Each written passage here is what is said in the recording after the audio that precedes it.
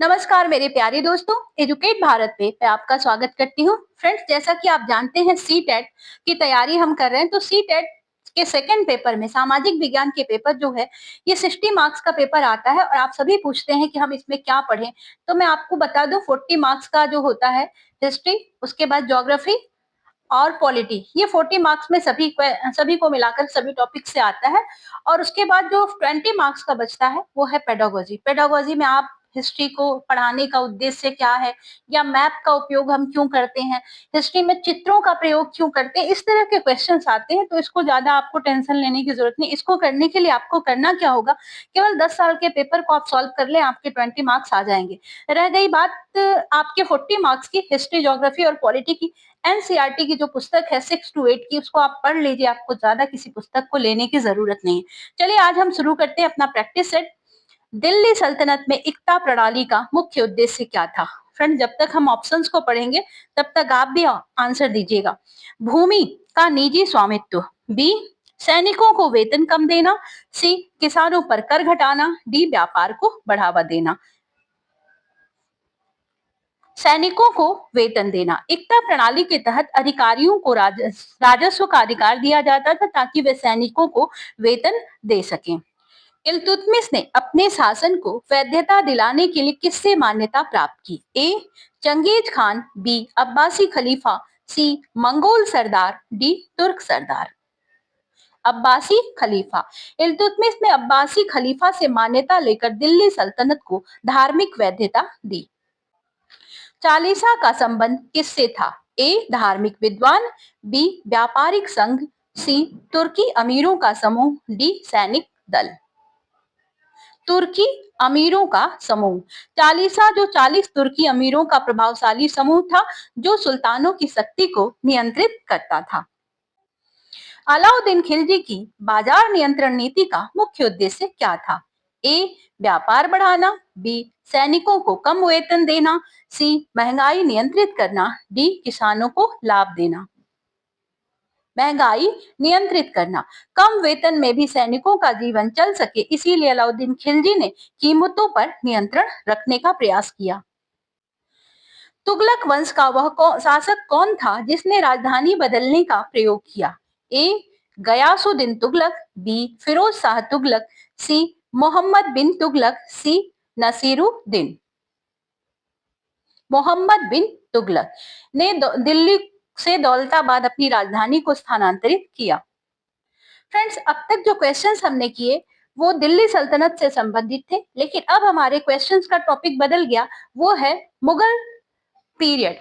बाबर ने भारत में मुगल शासन की नींव किस युद्ध से रखी? ए खानवा, बी पानीपत प्रथम, C Ghaghra, D Chanderi.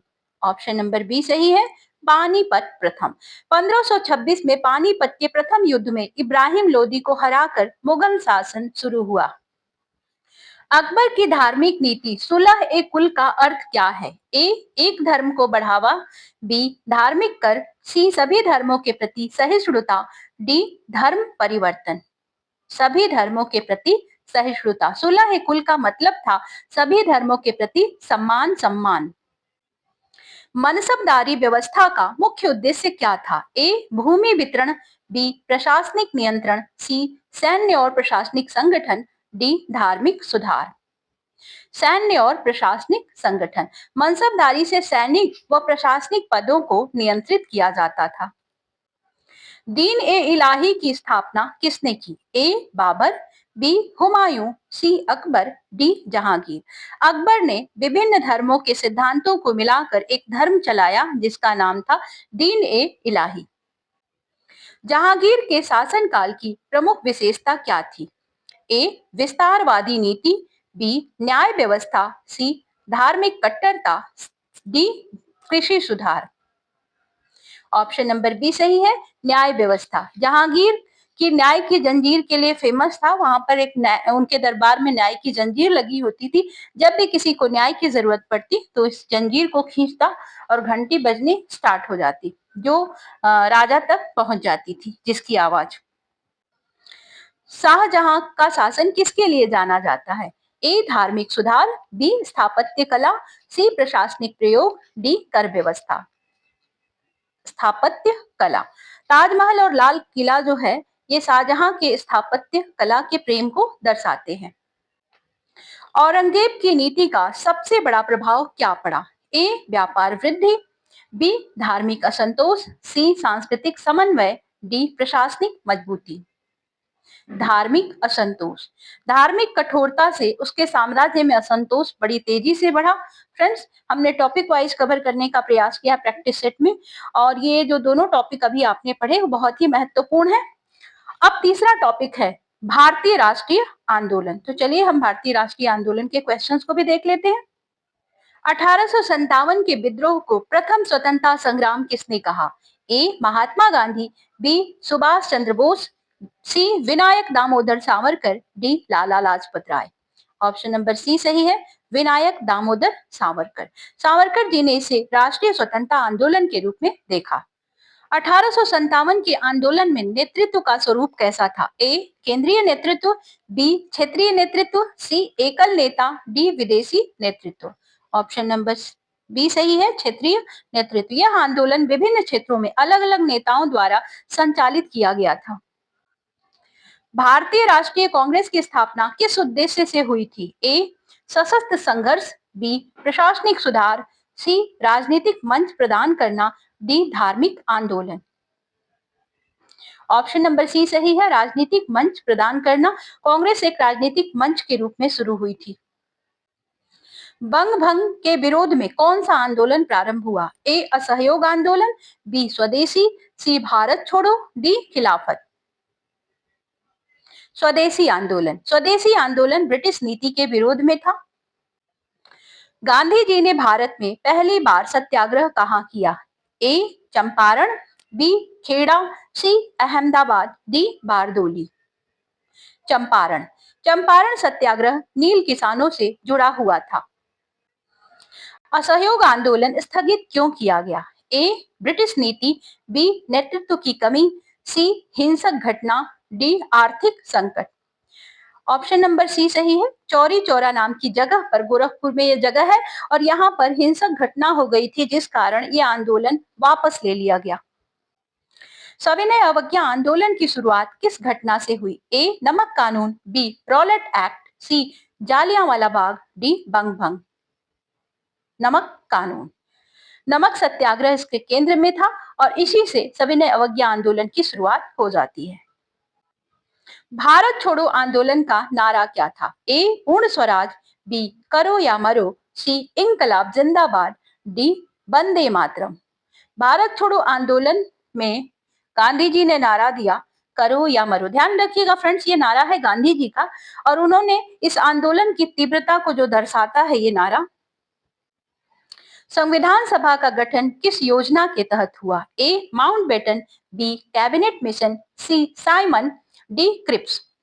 Cabinet mission योजना ने ही संविधान सभा का प्रस्ताव रखा था। ऑप्शन नंबर बी सही है, कैबिनेट मिशन। सुभाष चंद्र बोस का योगदान किस रूप में महत्वपूर्ण था? ए संवैधानिक राजनीति, बी सशस्त्र संघर्ष, सी सामाजिक सुधार, डी पत्रकारिता। सशस्त्र संघर्ष। आजाद हिंद फौज का गठन इन्होंने किया और सशस्त्र संघर्ष करके भारत की आजादी में अपना एक महत्वपूर्ण योगदान दिया। होम रूल लीग आंदोलन किसने शुरू किया? A Gandhi ji, B Tilak, C Nehru, D Patel. Option number B सही है, तिलक। तिलक और एनी बेसेंट दोनों लोगों ने मिलकर होम रूल लीग का नेतृत्व किया। भारतीय राष्ट्रीय आंदोलन में महिलाओं की भूमिका कैसी रही? ए सीमित, बी निष्क्रिय, सी सक्रिय, डी नगण्य। ऑप्शन नंबर सी सही है, सक्रिय। कस्तूरबा गांधी, सरोजनी नायडू जैसी महिलाओं ने सक्रिय रूप से भागीदारी भारतीय राष्ट्रीय आंदोलन में की। जालियांवाला बाग की घटना का सबसे बड़ा प्रभाव क्या पड़ा? ए आंदोलन कमजोर हुआ, बी जन असंतोष बढ़ा, सी सुधार लागू हुए, डी सत्ता हस्तांतरण।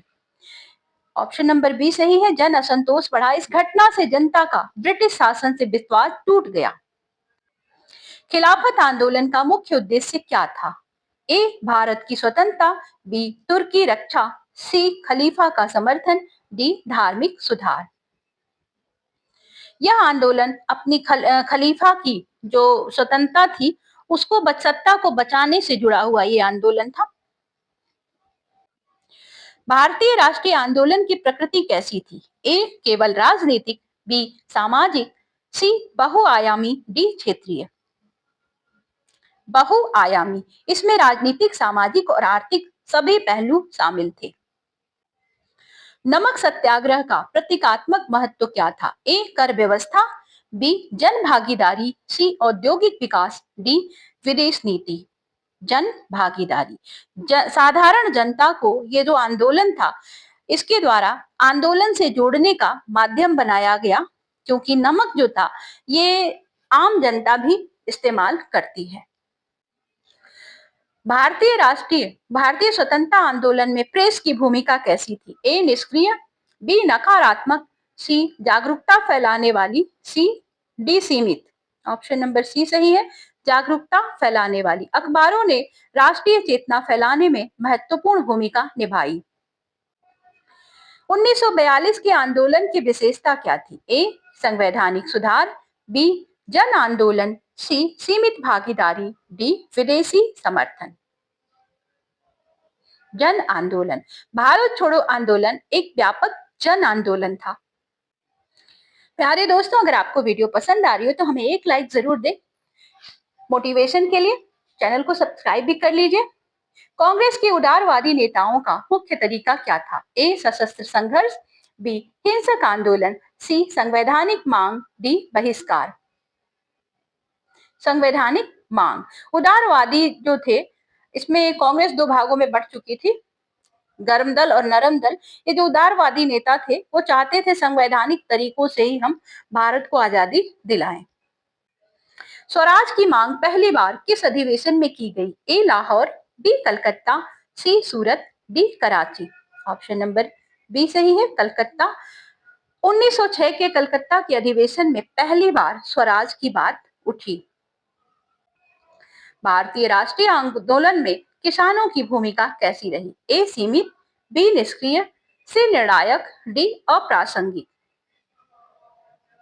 निर्णायक, चंपारण और खेड़ा जैसे आंदोलनों में पूरी तरह से किसान सक्रिय रहे। स्वतंत्रता आंदोलन की सफलता का प्रमुख कारण क्या था? ए ब्रिटिश कमजोरी, बी जन एकता, सी विदेशी समर्थन, डी औद्योगिकरण। जन एकता, जनता की व्यापक एकता ही आंदोलन की ताकत बन गई। फ्रेंड्स, अपनी दोस्त को इजाजत दीजिए। इसी तरह के प्रैक्टिस सेट को करने के लिए चैनल को सब्सक्राइब कर लीजिए, हमारे वीडियो को एक लाइक जरूर दीजिए। हम मिलते हैं आपसे नेक्स्ट वीडियो में, तब तक के लिए गुड बाय।